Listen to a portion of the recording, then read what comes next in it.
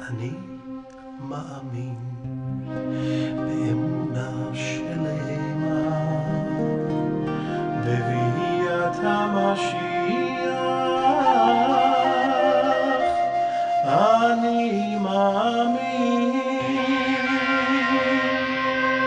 ויפה לפי שיתממע עם כל זה.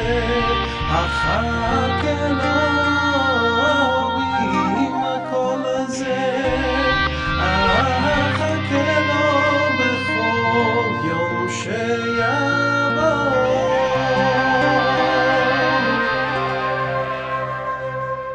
Welcome to Passages. I'm Michael Kigel. We're going to be talking about the Mashiach, the Messiah, and specifically in relationship to Moshe Rabbeinu, to Moses, who was perhaps in some ways, although that's going to be the question, a prefiguration of the Messiah, of Mashiach. And we have with us two very distinguished rabbis, Rabbi Benjamin Hecht, who is the founding director of nishma.org, you should check out, and Rabbi Dan Rand, who is the educational head, the educational director at Aish Torah in Toronto, and you can check out Toronto. What is it? Is it Aish, just Aish.com? AishToronto.com. AishToronto.com. And okay, Aish.com. Right. So what makes Mashiach like Moshe Rabbeinu or unlike Moshe Rabbeinu? How is he a prefiguration? Well, I think you have to work between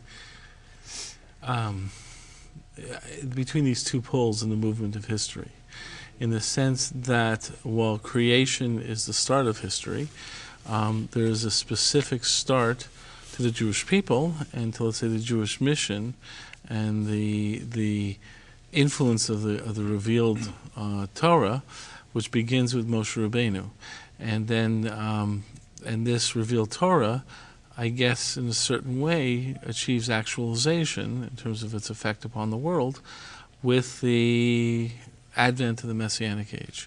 So therefore there is this perception of moving between these two poles, and therefore you look at the initiator of the pole in terms of Moshe Rabbeinu, and then you also look in terms of the one who brings the pole to the culmination in terms of Mashiach. Can we say that about the actual individuals, that somehow Mashiach is an actualized Moshe Rabbeinu?